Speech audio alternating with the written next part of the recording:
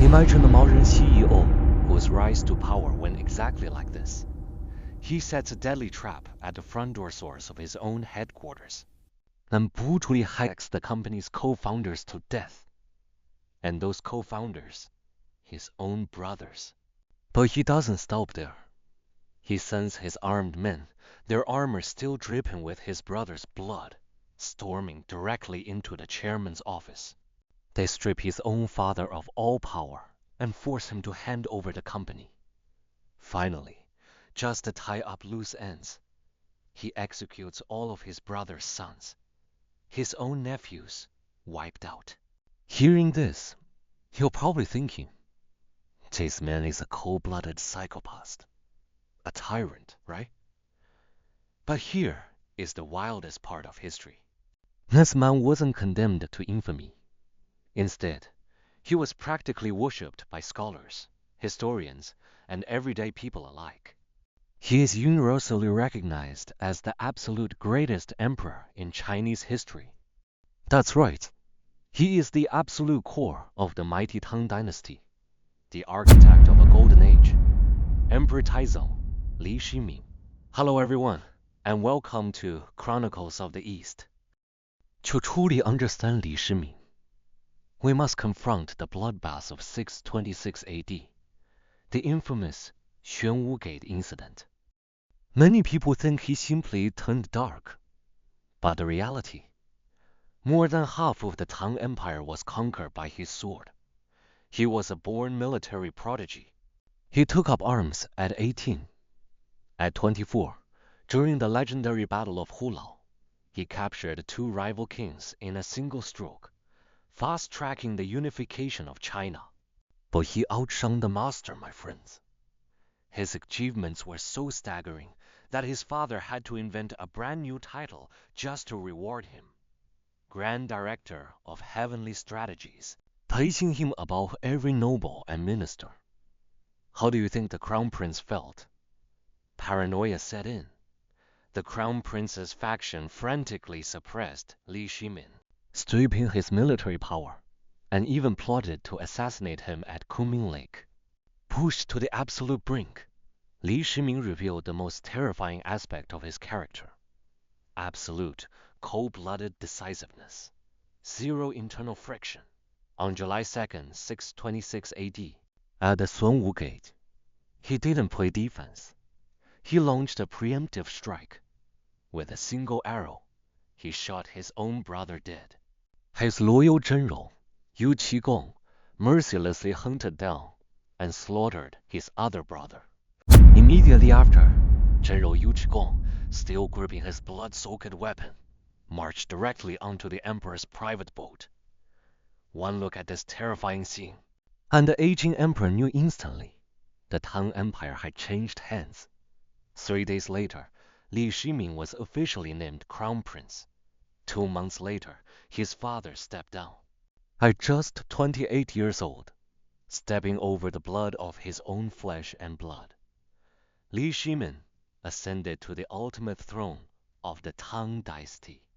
Today, we are doing a deep dive into this ruthless, blood-stained conqueror. How did a man who committed such unspeakable acts become known as China's perfect emperor? And what kind of devastating, heartbreaking karma came back to haunt him in his final years? Let's find out. The paranoia paradox. Normally, a leader who takes the throne through a bloody coup would be consumed by paranoia. You'd expect them to purge their generals, live in fear, and rule through terror. But not Shimin. And this is exactly why he is hailed as the Emperor of the Millennium. He was acutely aware that his hands were stained, and his legitimacy was thin. He knew the only way to wash his name clean was to be a better emperor than anyone who came before him. Strategy number 1. Radical inclusion. He launched what we might call the ultimate CEO management model. His first move, mind-blowing inclusivity. Think about Wei Zhen. He wasn't just a rival. He was the chief strategist for the Crown Prince, the very brother Shimin killed. Wei Zheng had even advised the prince to assassinate Li Shimin early on, but after taking power, Li Shimin didn't execute him. He promoted him. Why? He was sending a shockwave through the empire. If you have talent, your past is dead. Serve the Tang, and you serve greatness. Strategy number 2. The masochistic leader, Li Shimin, might be the most patient boss in history. He practiced a form of masochistic openness to criticism. Wei Zheng would often scold him right to his face in open court, pushing him to the limit. It got so heated that Li Shimin once stormed back to the palace, screaming, "I am going to kill that old peasant one of these days." The ultimate self-restraint, but, guided by the wisdom of Empress Zhang, he didn't just endure it. He publicly honored Wei Zheng. Think about that level of cold, calculated self-restraint. In the entire history of global power, how many people could truly conquer their own ego like that? The Golden Age. Under his tireless governance, the Tang Dynasty entered an era of absolute clarity and unprecedented prosperity. This is the legendary reign of Zhangguan. He used the brilliance of a golden age to forcefully wash away the bloodstains of the Xuanwu Gate. Politically, Li Shimin was a flawless monarch, but behind the palace doors, he suffered the ultimate, devastating karma of his own bloody coup. His eldest son and crown prince, Li Chengqian, was once a brilliant and promising child, but fate is cruel. Chengqian can develop a severe foot condition, leaving him with a permanent limp.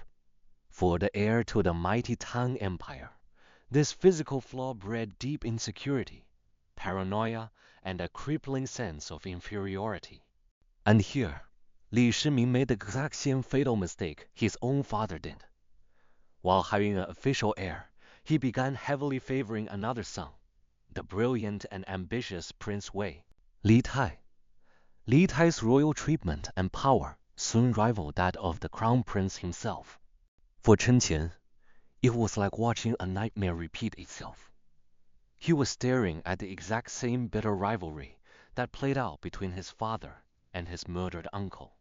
Consumed by dread, anxiety, and toxic jealousy, Chen Qian's mind twisted into darkness. He made the most insane decision possible. He decided to copy his father's playbook. Treason. He plotted to stage a second Xuanwu Gate coup, planning an armed mutiny to force his father off the throne. But the son was no match for the master. Before the rebellion could even begin, Li Shimin's spy network uncovered the plot.